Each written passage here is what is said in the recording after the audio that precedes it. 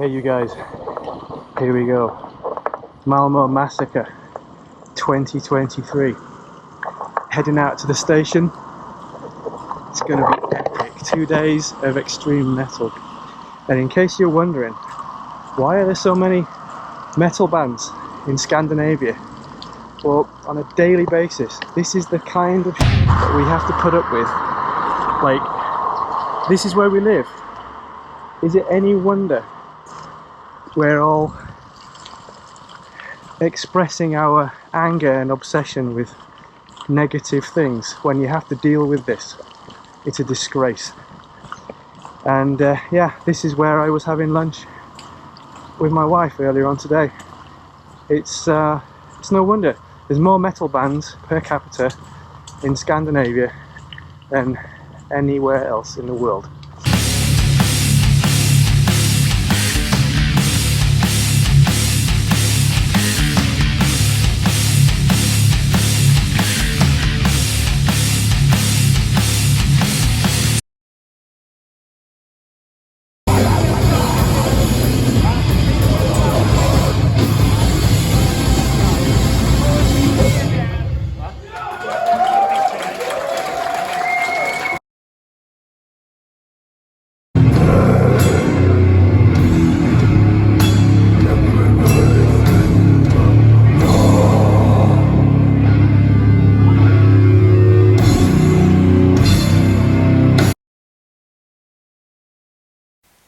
Druid Lord.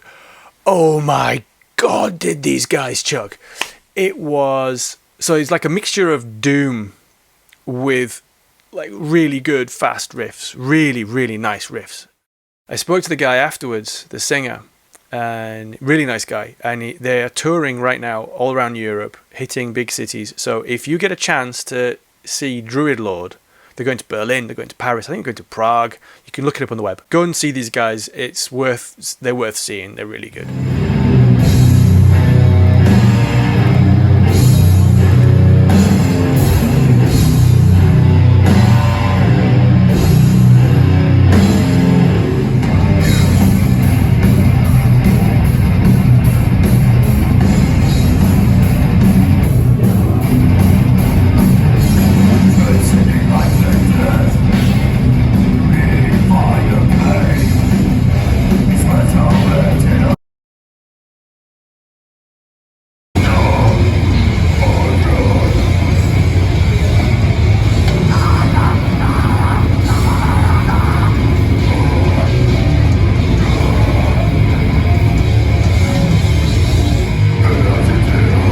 I should now say something about Plan B. I love Plan B.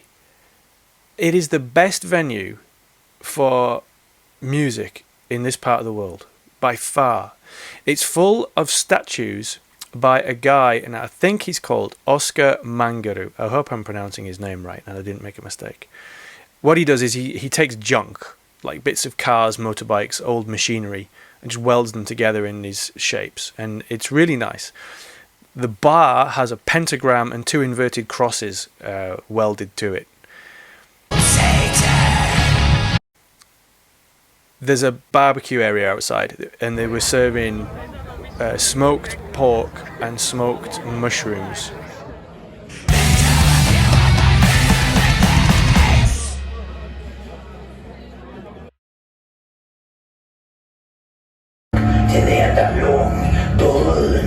Totenpåle-liknande sak och bar honom med sig krumma armar. Han bars in genom kyrkan där de hade monterat märkliga träd. And then we come to Cult of Luna. These are the headline band for the first day. I'd heard of them, but it's not someone that I listen to. And I sometimes do that, like Machine Head, when I went to see those guys, I did not listen to their album before I went to the tour. Same with Amon Amarth, they were both touring together. I prefer to get the feeling of the songs live on the first hearing.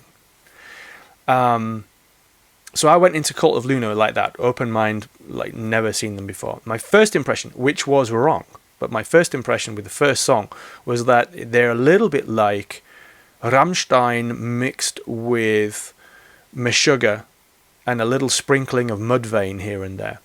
After I'd heard the set, you know, I pushed away the feelings of Mudvayne and well, all three of those bands, to be honest. It's much more melodic, I would say, than Meshuggah are.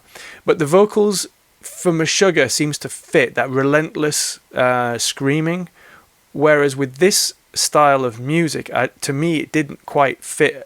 I would have liked a bit more vocal variation.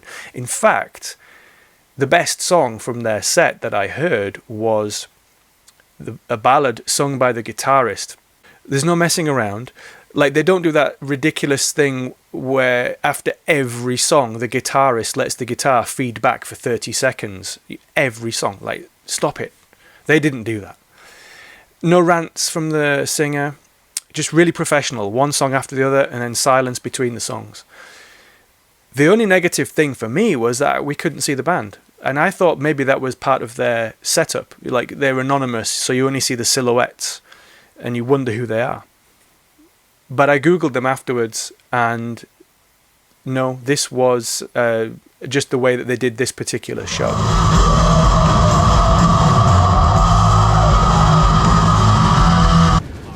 Are these characters autoerotica? No. We have no animatronic theater. Those people are the real miracle workers.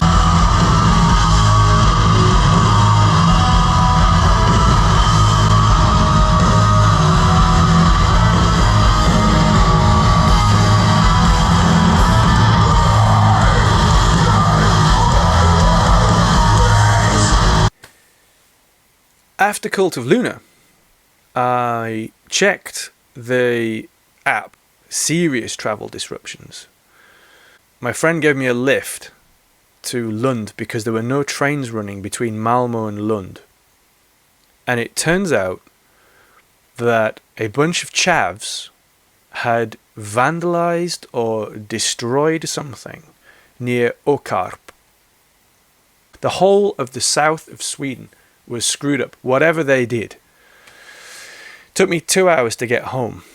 So, yeah, I didn't see any more bands on the first night after Cult of Luna, unfortunately. This is the second time in the last month that we've been caught in chav weather near Åkarp.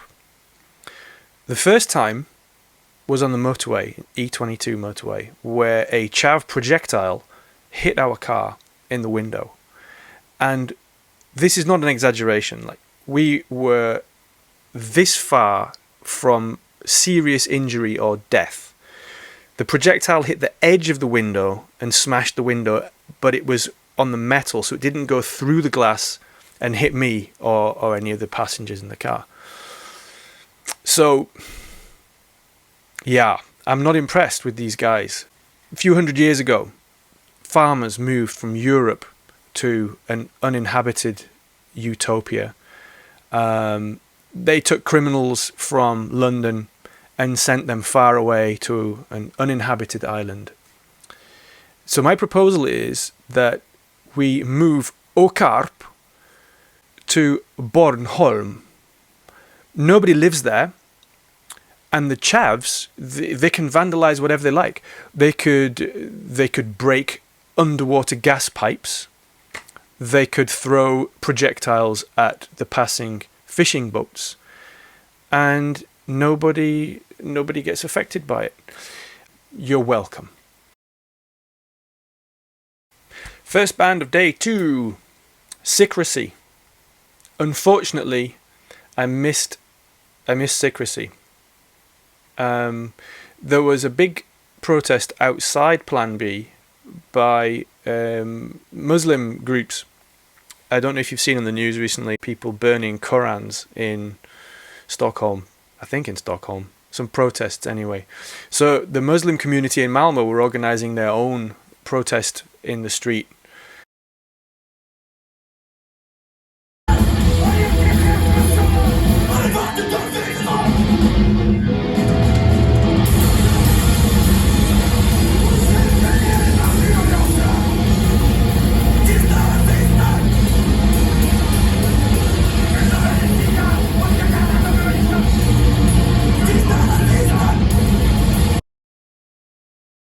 bird flesh. It is impossible not to love these guys. These guys are nuts.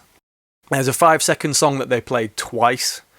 As far as I can tell, it's called Ken is Dead. And they have a song called Coffin Fire.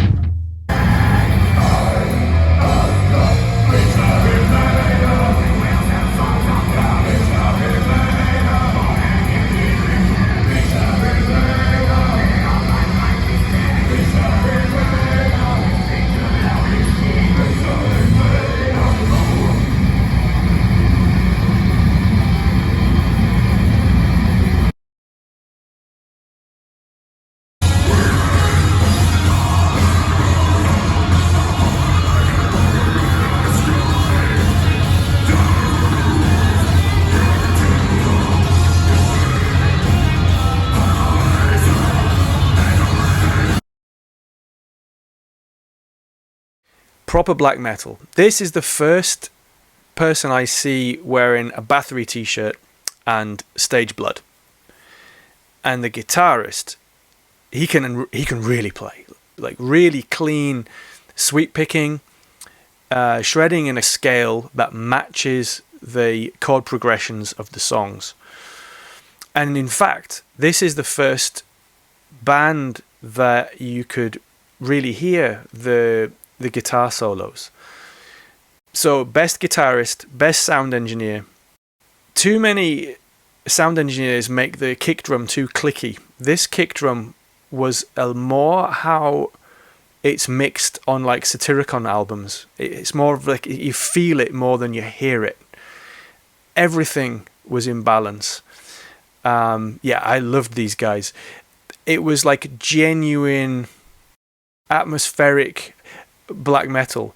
I told the singer after the set that it felt as I would imagine it would feel if you had a time machine and you could go back and hear some of the really early Norwegian black metal bands.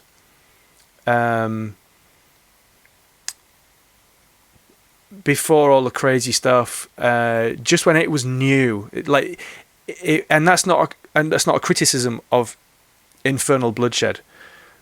It's a compliment. I mean, they're not copying anything. It's that they've somehow captured that feeling of authentic, passionate music that doesn't come across in other bands. So if you like black metal music, go and check out Infernal Bloodshed.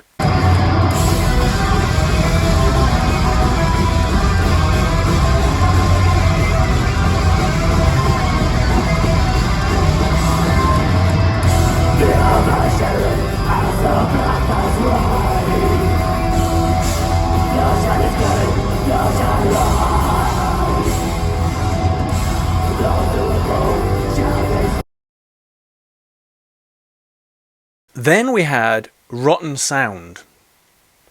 These guys were really interesting. It was just solid metal. But what stood out to me was the drummer from this band. I think these guys have the best drummer of the festival. Not because he was playing fast, but because it was solid, well written, well played.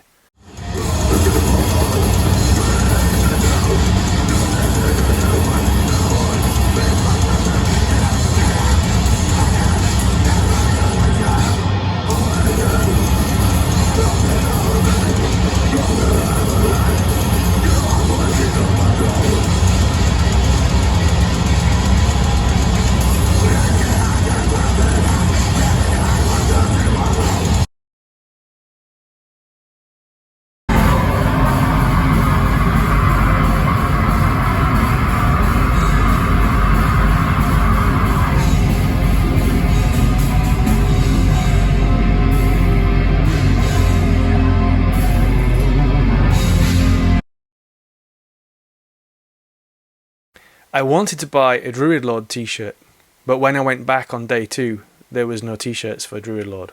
So I'll have to see if I can order one of those guys. But on day 2, it had to be Infernal Bloodshed. So you guys, now you can see why we live in Sweden. One of the reasons why we live in Sweden. And that's it for this week. That was a brilliant week.